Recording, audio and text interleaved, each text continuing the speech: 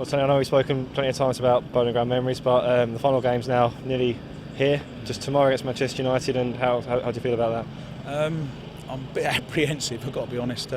Excited. It's going to be tinged with sadness.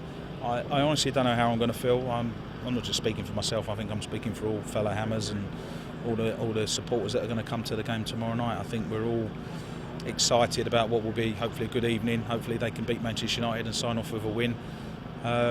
But it's important we celebrate the history and all the special times that we've had at this fantastic ground. You know, it's going to be moving, whatever happens, and just going to try and suck it all in and enjoy it. Of course, your association with this place goes back even before you were a player here. Before I was born, actually. Yeah, I mean, my great uncle was a founder member of the supporters club. Both my great granddads went to the 1923 FA Cup final against Bolton. My granddad sadly died on the forecourt here back in 1980, when the year we won the FA Cup.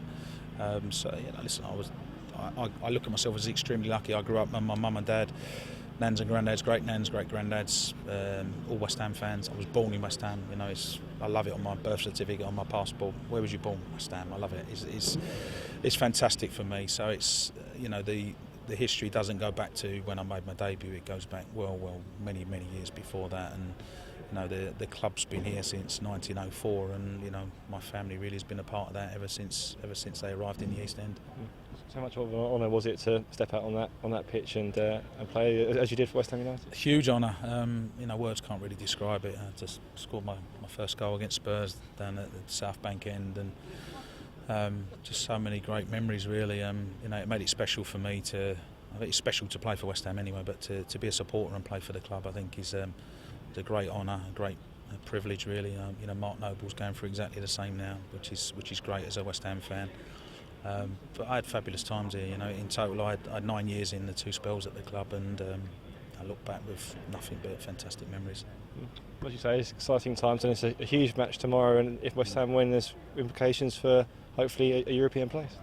Yeah, well, I think the great unknown at the moment is we don't know how far the European places are going to go down. I mean, there's a potential for it to go down to 8th. I'm not saying that's where we want to finish, because we obviously want to finish as high as possible. I think after the disappointment of Saturday, I think all we can do is try and beat Manchester United, try and beat Stoke, get on to 65 points and see exactly where we end up. I mean, you know, we deserve to be in Europe, without a doubt. We deserve to be in the Europa League next year. But football's not like that. You can't say, oh, we've had a good season, we've played well, and you know, not turn up for the last 3 games. We've got to make sure we put in a performance tomorrow night. The fans will demand that's for sure.